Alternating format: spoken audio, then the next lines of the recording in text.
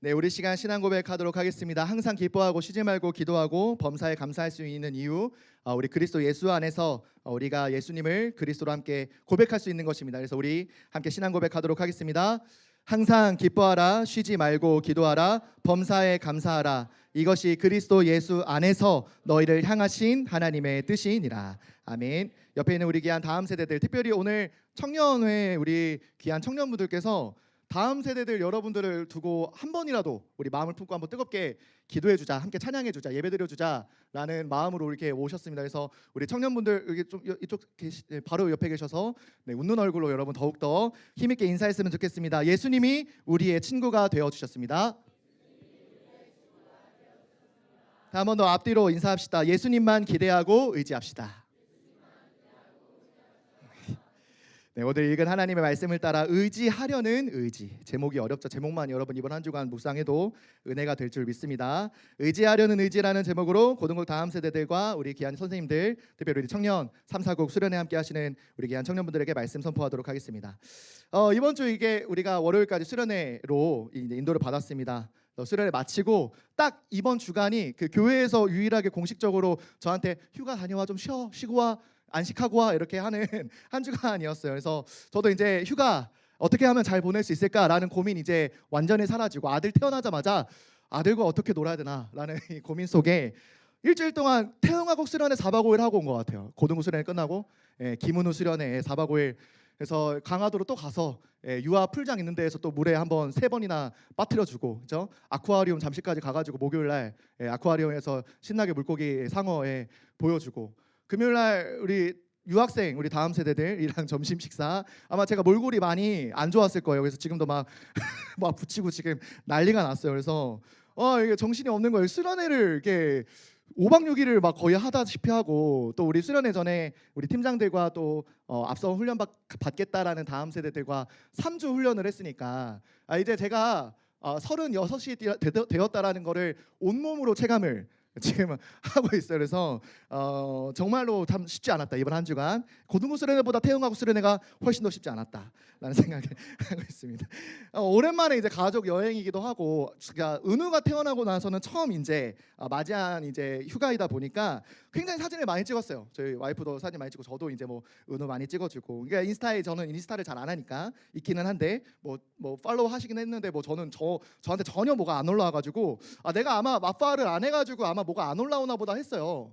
근데 이 와이프가 인스타를 업로드한 거를 제가 이제 들어가서 좋아요를 누르려고 안 누르면 안 되니까 이제 의무적으로 좋아요를 누르려고 들어가서 했는데 그 뭐죠? 스토리에 초록색 그 라인이, 저는 몰랐어요. 저는 인스타를 안 하기 때문에 저는 몰랐어요. 근데 이게 초록색 이렇게 줄이 이렇게 그어지는 거예요. 우리 석빈 쌤 무슨 말인지 모르시는 것 같은데 이게 있어요. 이게 초록색으로 뺑글뺑글 돌더라고. 해서 뭔가 싶었어요. 그래서 이게 뭐냐, 와이프는 인스타를 좀 하시니까 이 초록색 뜨는 게 나를 친한 친구로 설정한 사람이 올린 스토리를 볼 수 있는 거래요. 선생님들이 오. 그러니까 인스타에서도 여러분 규정을 친구와 친한 친구 구분을 지어 놓는 거예요. 그러니까 모든 사람한테, 나를 팔로우 건 사람한테 보여주고 싶지 않은 내용들은 친한 친구만 볼 수 있게끔 해가지고 이제 올려놓는 거죠. 언제적 얘기를 지금 와가지고, 그치 연재야? 그러니까. 그래서 제가 몰랐어요. 근데 저는 또 하나 특이한 게 뜬 거잖아요. 누가 친한 친구가. 얘가 왜 나를 친한 친구 했지? 라는 생각이, 누군지 아시겠죠? 여기는 지금 오늘 없는 것 같아요. 하여튼 그래서 그래가지고 제가 그 친구 이제 그 친한 친구로 올려줬으니까 이제 봤죠. 왜지? 라는 생각이 들고, 왜 나를 친한 친구로 했지? 라는 생각이 들고, 진짜 이게 모든 사람한테 비밀을 공유하는 건 좀 부끄러우니까, 싫으니까 친한 친구한테만 털어놓을 수 있는 그런 친한 친구만 설정을 해서 한다는 거. 그래서 인스타 저 이제 좀 해가지고 여러분들과 친한 친구가 좀 많이 되어볼까. 여러분 삶도 염탐도 좀 해보고, 또 여러분의 가장 깊고 어두운 그 내면 좀 깊숙이 바라보고 해야 되지 않을까라는 생각이 좀 많이 들었습니다. 친한 친구, 찐친, 그러니까 거리낌 없이 내 속마음을, 그러니까 부모님한테도 친구, 선생님한테도 말하기 어려운 내용들은 친한 친구한테만 말할 수밖에 없는 그런 내용들이 있죠. 여러분이 인생에도 그런 친한 친구가 되고 싶으신 분이 계세요. 여러분 인생에 전혀 거리낌이 없이 불편함이 없이 언제든 찾아올 때마다 위로해주고 오늘 찬양처럼 만날 때마다 반겨주시고 나를 잊었다가도 일주일 만에 나를 다시 기억했다 하더라도 내 이름을 불러준다 하더라도 언제든지 나를 반겨주시는 나를 맞이해주시는 그 예수님이 여러분 인생에 가장 친한 친구가 되고 싶으시다라고 지난주 강단 말씀을 통해 말씀을 주신 거예요. 요한복음 15장 15절 말씀에 이제부터는 너희를 종이라 하지 아니하리니 종은 주인이 하는 것을 알지 못함이라 너희를 친구라 하였노니 내가 내 아버지께 들은 것을 다 너희에게 알게 하였습니다. 종이라 안 하겠다. 죄의 종으로 사망의 권세 안에서 마귀의 종노릇하며 정말로 고통 속에 살던 너희들을 다시 내가 구원해서 하나님의 종이 된다? 내 뜻대로 내가 원하는 대로 너한테 그 뜻과 마음이 무엇인지 알려주지 않은 상태로 그냥 시키는 대로 하는 기계처럼 움직이는 그런 하나님의 자녀로 나는 너희를 만들고 싶지 않다. 내가 너와 친한 친구가 되고 싶다. 내 마음을 알아가고 나도 너의 마음을 알아가고 너가 지금 고통당하는 낙심하고 있는 그 마음 나도 들어보고 나도 내 마음을 너한테 전해주어서 그게 너한테 절대 문제가 되지 않아. 내가 너와 함께 하잖아. 내가 너의 친한 친구잖아. 걱정할 거리가 없어. 내가 너와 함께 하는데 무엇이 너의 인생에 그렇게 고민이 되고 걱정이 되느냐. 내 얘기를 좀 들어봐. 내 말 좀 믿어봐봐 라고 할 수 있는 그러니까 전혀 하나님과 어색함이 없는 예수님과 대화하는 게 전혀 나에게는 불편함이 없는 그런 친한 친구가 되기를 원하신다라는 거예요. 얼마나 친한 친구가 되고 싶으신지 15장 13절 말씀에 사람이 친구를 위하여 자기 목숨을 버리는 사람 없는데 친구가 되기 위하여서 너희랑 정말 친한 친구가 되기 위해서 목숨까지 버린 큰 사랑이 있다. 내가 너희와 친한 친구가 되기 위해서 내 목숨마저 아끼지 않고 너희를 대신해 십자가에 못 박혀 죽은 것이다. 내가 너와 친구가 되기 위해서. 여러분 이번 2학기 현장이 정말 그냥 지나가는 강단 말씀이 아니고 정말 1학기 한 학기 동안 내가 나도 모르게 학교에 바빠서 학원에 바빠서 나도 모르게 친구와의 사이가 더 중요해서 하나님과의 관계가 멀어졌다가 수련회 때 훈련 때만 되면 다시 막 뜨거워지고 죄송합니다 하나님 제가 그랬네요 미안합니다 다시 한번 하나님과 가까워질 수 있게 해서 하다가 2학기 딱 학교 시작해서 딱 첫 교시 때부터 그럼 그렇지 무슨 내가 하나님과 그런 마음 품지 말고 진짜 이번 2학기 현장 내가 정말 날마다 누려야 될 것은 무엇이냐 나의 친구가 되신 예수님과 가장 가까워지는 거. 여러분 인생에 하나님께서 구원을 이루셨고 여러분을 지금도 팔로우하고 계시는데 나는 얼마나 내 하나님과 예수님과 친한 친구와 같이 지내고 있는지 내가 내 모습 이대로 하나님께 나아갈 수 있는 자신이 있는지 정말로 어떤 모습이라 하더라도 하나님이 나를 언제든지 반겨주실 거라는 믿음이 있는지 확신이 있는지 이번 2학기 현장에 처절하게 한번 절실하게 확인하는 저와 여러분들이 되기를 예수 그리스도의 이름으로 기도합니다. 그래서 하나님만 의지하면 된다라는 그 의지를 뜻을 곧바로 세우는 올바로 세우는 이번 하이라이트 고등국 2학기 현장이 되기를 바랍니다. 그래서 첫 번째로 조용히 바라보는 시간이 우리에게 필요해요. 이사야서 7장 2절 우리가 읽지 않은 말씀에 어떤 사람이 다윗의 집에 알려 이르되 아람이 에브라임과 동맹하였다 하였으므로 왕의 마음과 그의 백성의 마음이 숲이 바람에 흔들림 같이 흔들렸더라라고 말씀이 시작이 됩니다. 이 말씀의 내용은 배경은 BC 730년대쯤에 또 역사로 넘어가면 바로 또 주무시는 분들이 있기 때문에 빨리 넘어갈게요. 이제 북이스라엘과 남쪽으로 유다가 이렇게 분열이 됐어요. 솔로몬 왕 이후로 분열된 이제 상황 가운데 북이스라엘이 아람이라는 우상 국가와 동맹을 맺어서 아수르를 치려고 한 거예요. 아수르한테 대항하려고. 신은 강대국이 아수르였거든요. 결국 아수르는 북이스라엘을 멸망시킨 강대국으로 하나님께서 채찍으로 사용하셨는데 이 아수르랑 대항하려고 북이스라엘이 원래는 철천지 원수와 같았던 이 아람과 동맹을 맺은 거예요. 동맹을 맺고 야 남쪽 유다 너희 우리와 혈육이었는데 너희도 우리랑 동맹해서 아수르랑 대항하자라고 했는데 오히려 이 남유다가 무슨 정책을 펼쳤느냐 친아수르 정책을 펼친 거예요. 그러니까 상대해야 되는 아수르와 오히려 또 이 나라가 동맹을 맺어서 북이스라엘도 뭐 아람과 동맹 맺은 게 피차 일반이지만 오히려 이 남유다가 아수르랑 동맹을 맺어서 이 북이스라엘과 아람을 막으려고 한 거예요. 그러니까 이 아람과 북이스라엘이 얼마나 남유다가 미웠겠어요. 그래서 군대를 다시 모으고 이제 곧 전쟁을 준비하는 이 와중에 이 소식을 듣고 남유다 왕 아하스와 백성들의 마음이 숲이 바람에 흔들리는 것처럼, 숲의 나무가 바람에 이리저리 흔들리는 것처럼 마음이 완전히 흔들리고 낙심한 상태로 있었다라는 것을 2절에 말씀을 하고 계시는 거예요. 사람을 의지했던, 세상을 의지했던 그 모든 것이 무너지고, 아수르가 우리랑 친하게 지내면은 동맹을 바로 원군을 보낼 줄 알았더니 너무 또 멀리 있으니까, 즉시로 도와줄 수 없으니까 너무 낙심한 마음에 세상을 의지했던 그 모든 마음이 완전히 무너지는 그런 상태 속에 하나님은 또다시 친밀하게, 친근하게 이 아하스 왕에게, 남유다에게 말씀으로 임하셨어요. 이사야 선지자에게 말씀으로 임하셔서 아하스 왕에게 이렇게 말씀하라고 전합니다. 이사야서 7장 4절 말씀에 그에게 이르기를 너는 삼가며 조용하라. 르신과 아람과 르말리아의 아들이 심히 노할지라도 이들은 연기나는 두 부지깽이 그루터기에 불과하니 두려워하지 말며 낙심하지 말라. 아하스 왕에게 이렇게 말하는 거야. 너 조용히 해. 너 몸을 지켜. 네 마음과 생각을 지켜. 그리고 입을 닫아 라고 말하는 거예요.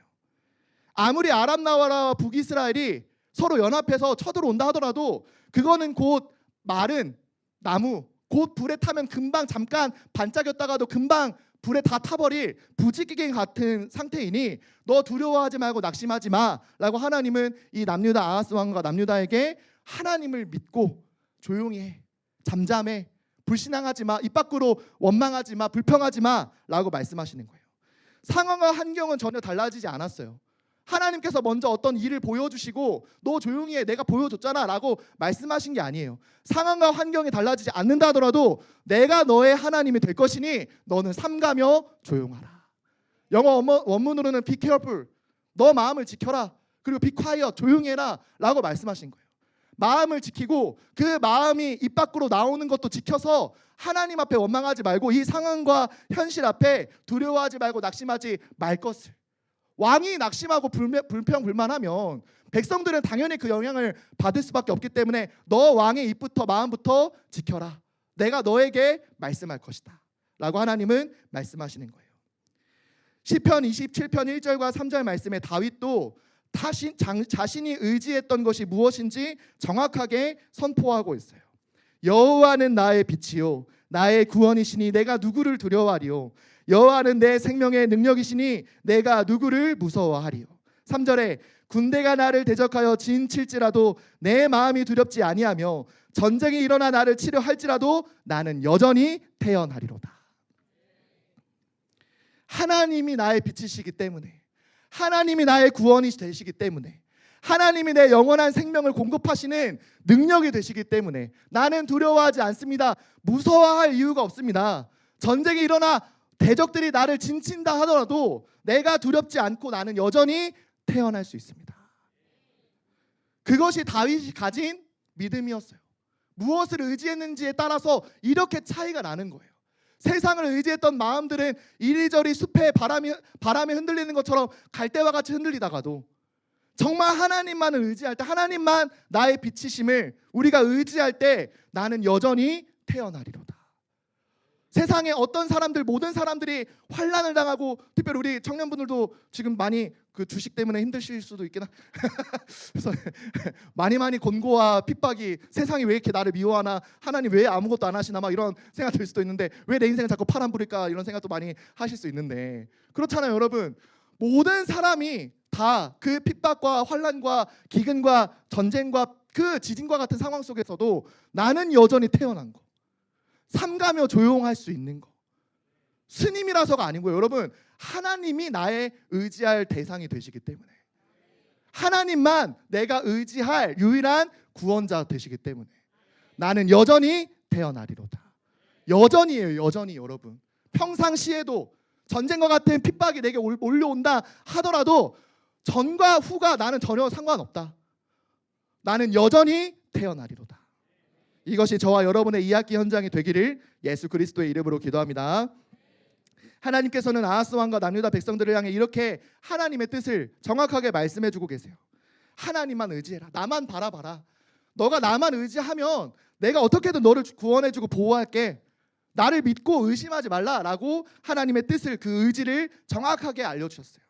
이사야서 7장 7절 말씀엔 이렇게 말씀하고 계십니다. 주 여호와의 말씀이 그 일은 서지 못하며 이루어지지 못하리라. 북이스라엘과 아람이 서로 연합해서 남유다를 쳐가지고 아하스 왕 몰아내고 자신들 입맛에 맞는 왕을 세우겠다라는 계획을 할지라도 하나님의 말씀은 이렇다. 그 일은 이루어지지 못하며 서지 못할 것이다. 하나님의 말씀은 이루어지기 때문에 너희는 말씀만 믿고 의심하지 말고 하나님만 의지해라. 잠언 19장 21절에 이렇게도 말씀하십니다. 사람의 마음에는 많은 계획이 있어도 오직 여호와의 뜻만이 완전히 서리라. 사람과 세상이 그 어떤 성공과 재산과 어떤 물질을 가지고 많은 것을 계획한다 하더라도 오직 하나님의 뜻만이 완전히 서게 됩니다. 저 세상 끝날에 누가 믿음을 선포하고 누가 신앙을 고백하는지 여러분 그걸 준비해야 돼요. 지금 내가 있는 현장에서 내가 속한 공동체 속에서 친구들과의 관계 속에서 담대하게 복음을 말하지 못하는 그런 나의 수준, 나의 상태, 여러분 그 내 모습 보지 말고 세상 끝날에 누가 승리하는지, 누가 우리 인생의 구원이 되시는지, 예수님이 다시 오시는 그날에 누가 신앙을 고백하며 믿음을 고백할 수 있는지, 여러분 그것을 준비하고 내 삶 속에서 그 믿음을 연단시켜야 돼요. 이사야서 7장 9절 말씀에 더욱더 확실하게 우리가 가져야 될 굳건한 의지를 말씀하고 계세요. 에브라임의 머리는 사마리아요 사마리아의 머리는 르말리아의 아들이니라. 만일 너희가 굳게 믿지 아니하면 너희는 굳게 서지 못하리라 하시니라. 너희가 굳게 믿지 못하면 굳게 서지 못한다. 반대로 너희가 굳게 믿기만 하면 굳게 서갈 수 있다. 북이스라엘의 그 왕이 왕 자리를 찬탈한 왕가도 아니다. 그 사람을 보고 두려워하지 말라. 세상의 그 헛된 미혹되는 성공한 잠시의 만족의 그 소리에 너 속지 말고 그 헛된 성공에 너희 결코 무릎 꿇지 말고 하나님 말씀을 굳게 믿고 굳게 서라. 그게 2학기 현장에서 우리가 도전해야 될 믿음인 줄 여러분 믿으시기를 바랍니다. 그래서 그 의지를 가지고 다른 의지가 아니라 다른 뜻이 아니라 하나님을 의지하고 싶습니다. 말씀이신 하나님만 의지하고 싶습니다. 그것이 내가 세워야 될 의지이고 뜻인 줄 확신합니다. 하나님 세상에 어떤 말도 어떤 성공도 어떤 미혹하는 소리도 결코 속지 않고 오직 하나님의 말씀만 내 안에 세워지게 하여 주옵소서. 그런 2학기 현장이 되기를 예수 그리스도의 이름으로 기도합니다. 그럼 두 번째로 조용히 바라보기만 하면 되느냐? 아니요, 담대하게 구하는 시간표도 올 거예요. 하나님의 말씀이 임했기 때문에 하나님은 일방 통행을 원하시는 게 아니라 쌍방 소통을 원하시기에 하나님은 구하라 하셨어요. 이사야서 7장 10절에서 11절 말씀에 여호와께서 또 아하스에게 말씀하여 이르시되 너는 내 하나님 여호와께 한 징조를 구하되 깊은 데에서든지 높은 데에서든지 구하라 하시니 라고 말씀하세요. 하나님께서는 말씀을 굳게 믿어라. 나만 의지해라. 나를 바라봐라. 절대 너가 그 우려하는 두려워하는 그 일들이 이루어지지 않을 것이다. 하나님의 말씀이 이루어질 것이다 라는 말씀을 하심과 동시에 이어서 하나님의 뜻이 반드시 이루어질 건데 너가 보지 않으면 안 믿을 것 같으니 하나님이 하나님이신지 그 하나님이 살아 계시는지 그 하나님이 끝내 승리를 주실 것인지 너 한번 징조를 구해봐라. 내가 너의 하나님이 되는지 하나님이 정말 유일한 여호와 하나님이신지 너가 징조를 구하면 내가 하나님인 줄 보여줄게 라고 하시면서 담대하게 구할 것을 제시하세요. 근데 이 아하스 왕이 굉장히 웃겨요. 여러분 한번 들어보세요. 이사야서 7장 12절에 그 말씀에 반응하는 내용입니다. 아하스가 이르되 나는 구하지 아니하겠나이다. 나는 여호와를 시험하지 아니하겠나이다. 자, 여러분 들어봤을 때는 어때요? 하나님은 구하라 하셨는데 하나님 제가 어떻게 감히 하나님을 시험하겠습니까? 하나님이 유일한 하나님인 거 나 알고 있고 온 유다 사람들이 알고 있는데 제가 어떻게 감히 하나님을 시험하겠습니까? 저 구하지 않겠습니다 라고 말하는 거예요. 자, 어때요 여러분? 뉘앙스가 이미 그 1번 그 괄호가 나왔기 때문에 어떤 느낌인지 이미 뽀록이 났으니까 어쩔 수 없지만 굉장히 겸손한 척, 믿음 좋은 척. 하나님이 나의 하나님이신데 제가 어떻게 하나님이심을 좀 보여달라. 하나님이 진짜 나의 하나님이신지 좀 느끼게 해달라. 제가 어떻게 구할 수 있겠습니까? 저는 하나님 시험하지 않겠습니다 라고 신명기 6장 16절에 모세가 한 말씀을 기도를 인용한 거예요. 너희의 하나님 여호와를 시험하지 말라. 이 말씀 가지고 어떻게 제가 하나님을 감히, 하나님은 창조주시고 저는 피조물인데 피조물이 어떻게 창조주를 시험할 수 있겠습니까? 하나님이심을 보여달라 제가 말할 수 있겠습니까? 라고 말하는 거예요. 근데 이것이 하나님을 시험하지 않겠다라는 겸손이 아니라 위선이었어요. 믿음이 큰 것처럼 보이게끔 말했지만 오히려 하나님을 의지하고 신뢰하고 싶지 않다라는 불신앙의 고백이었어요. 하나님이신 것 오케이 알고 있어요. 근데 당장 내 눈에 내 인생에 우리나라에 유익하고 도움이 되는 건 저 아수르예요. 하나님이 내 인생에 하나님이신 걸 아무리 내 마음으로 양심으로 눈으로 내 삶으로 체험시킨다 하더라도 지금 당장 내 삶에 필요한 건 하나님이 아니라 아수르예요 라고 말하는 거예요. 그 증명이 열왕기하 16장 7절 말씀에 실제로 아수르 왕에게 이렇게 얘기해요. 내가 왕의 신복이 되겠습니다. 종이 되겠습니다. 심지어 아들이 되겠습니다. 제발 우리나라 좀 구원해 주세요 라고 서신을 보내기 시작해요. 실제로 하나님을 의지하지 않고 세상의 능력을 눈에 보이는 실제 피부로 와닿는 실제로 이렇게 눈에 수치가 보이는 눈으로 내가 계산이 되어지는 그런 능력을 하나님보다 더 원했다라는 거예요. 눈에 보이는 권력을 눈에 보이는 세상 능력을 더 의지하겠다라는 아하스 왕의 불신앙이었음을 하나님은 말씀으로 알려주셨어요. 하나님은 지금 구하라고 하고 계세요. 구해라. 내가 너의 하나님인 줄 내가 보여줄 테니 보여주고 싶으니 내가 얼마나 너를 사랑하는지 내가 너한테 느끼게 하고 싶으니 제발 나한테 와서 구해라. 하나님, 제가 지금 이 모습으로는 제가 지금 이 상태로는 제가 예배 안 드린 지 수련회도 못 간 지 몇 년이나 됐는데 제가 이 모습으로 어떻게 하나님을 느끼게 해달라고 말할 수 있겠습니까? 저는 감히 여러분 그 겸손한 척하는 위선 떠는 불신앙에서 완전히 벗어나 언제든지 돌아오기만 하면 언제든지 깨어서 다시 일어나기만 하면 내 손 잡고 나를 맞이해 주실 반겨 주실 하나님께 하나님 도와주세요. 하나님 내가 지금 하나님께 구합니다.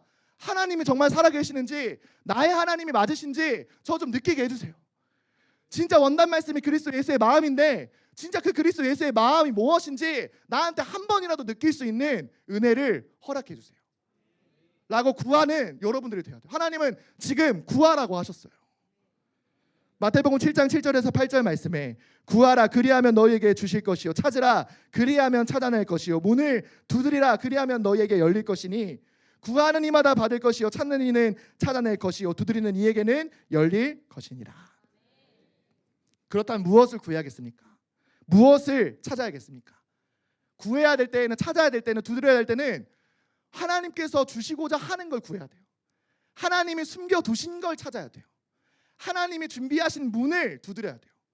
하나님이 준비하신 문도 아닌데 그걸 두드리고 있고 하나님이 준비하신 숨겨두신 것도 아닌데 그걸 찾고 있으면 뭘 찾아본들 여러분 인생에 여러분의 영적인 부분에 결코 유익하지 않게 하나님께서는 무엇을 구해야 될지도 그 아하스 왕에게 겸손하면서 겸손한 척하는 그 아하스 왕의 중심을 아시고도 다시 한번 찾아가서 야 이거 줄게 구하지도 않았는데 나 너한테 이 징조 줄 거야 라고 말씀하시는 거예요. 너무 잘 알죠? 이사야서 7장 14절 우리 화면 띄워줬을 때 우리 화면 보시면서 함께 말씀 합독하도록 하겠습니다. 시작. 그러므로 주께서 친히 징조를 너희에게 주실 것이라. 보라 처녀가 잉태하여 아들을 낳을 것이요 그의 이름을 임마누엘이라 하리라. 아멘. 하나님이 여러분에게 보여주실 징조 하나님이 우리 인생에 보여주셔야 될 유일한 단 하나의 징조 우리가 구해야 될 징조는 무엇이냐?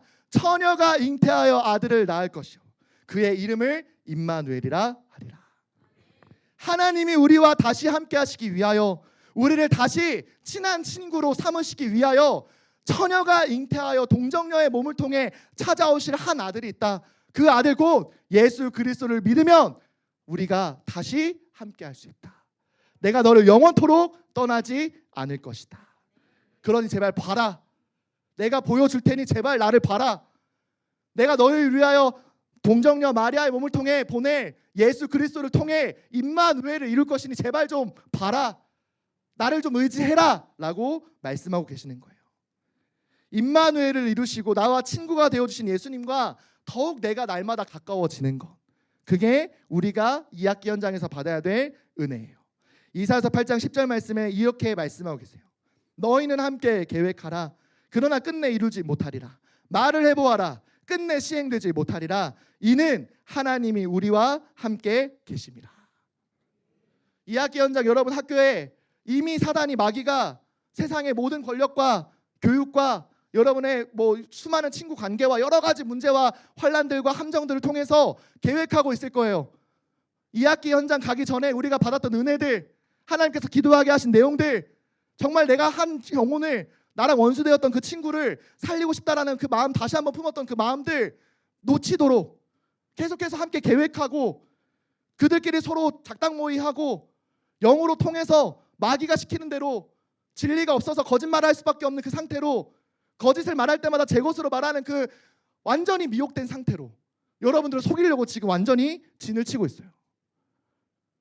그 계획이 이루어진다고요? 끝내 이루어지지 못하리라. 끝내 시행되지 못하리라. 왜요? 이는 하나님이 우리와 함께 계십니다.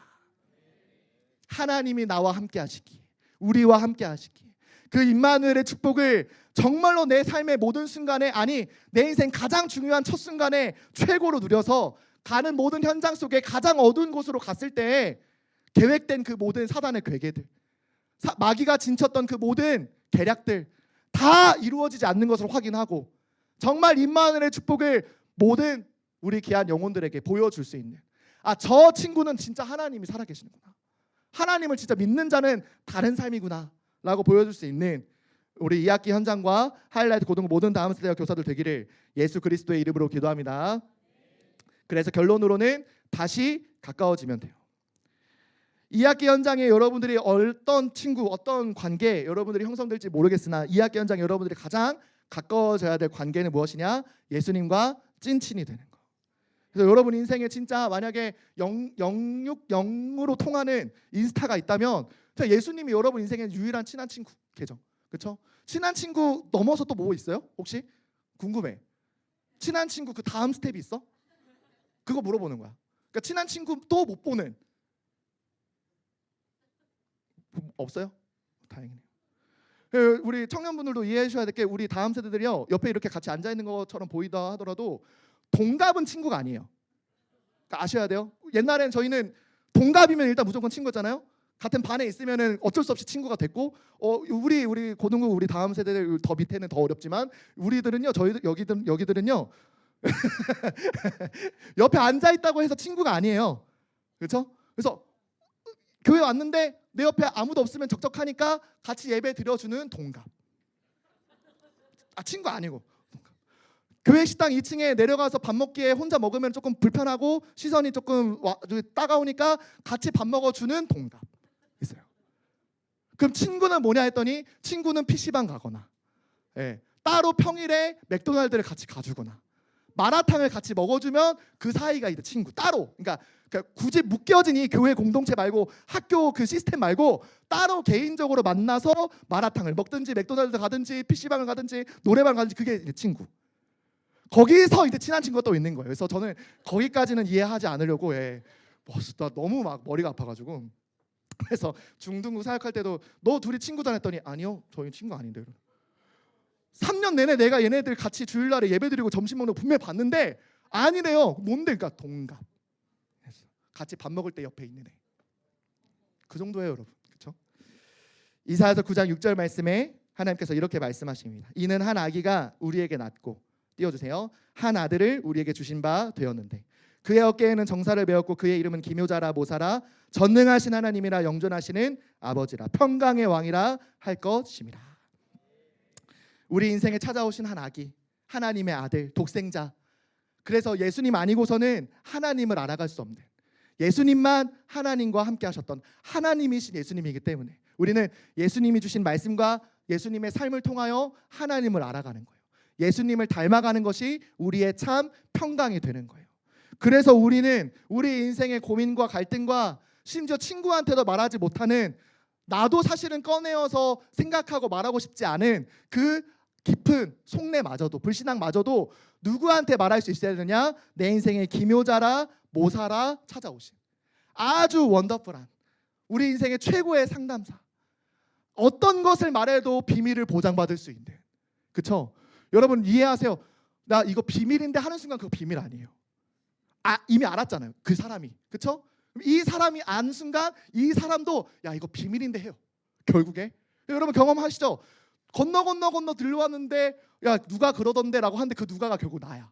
알고 보니까 나는 비밀이라고 얘한테만 얘기했는데 온 동네방네 한번 동네를 휩쓸고 가가지고 내 귀로 들어왔는데 실명은 다행히도 거론되지 않았어. 실명이 안 거론됐으니까 내 얘기인 줄 모르고 나한테 또 와서 얘기하는 거겠지. 그러니까 내 얘기를 실명 아닌 상태로 나한테 듣는. 그러니까 여러분 세상에서는 결코 그렇게 막 비밀이 보장되지 않아요.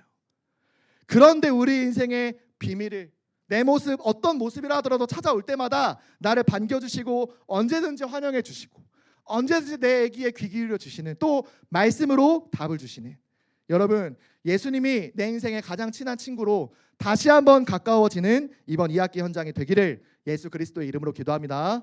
그래서 여러분 인생의 딱 첫 순간 그게 나예요. 그 일어나서 눈 뜬 순간 드는 마음과 생각이 나예요. 학교에 딱 앉아서 수업 조례 듣기 전에 종치기 전에 딱 선생님 만나기 전에 앉은 순간 생각나는 그게 나예요. 내가 누구랑 대화하고 싶은지 누가 나한테 찾아와 줬으면 좋겠는지 누가 나한테 먼저 말 걸어줬으면 좋겠는지 그게 나예요. 여러분 인생의 그 첫 순간 나를 하나님과 먼저 만나게 하는 거. 진짜 눈을 떠서 딱 5분이라도 하나님 말씀 앞에 서서 먼저 하나님과 대화하고 그렇죠? 부모님 잔소리보다 하나님 말씀 먼저 듣고 부모님 소리를 들으면 잔소리가 돼요. 그래도 잔소리는 잔소리예요. 근데 또 그래도 감내하고 다시 한번 넘어설 수 있어요. 그래서 내 인생의 첫 순간을 하나님께 드리는 하나님과 다시 가까워지는 2학기 현장이 되기를 예수 그리스도의 이름으로 기도합니다.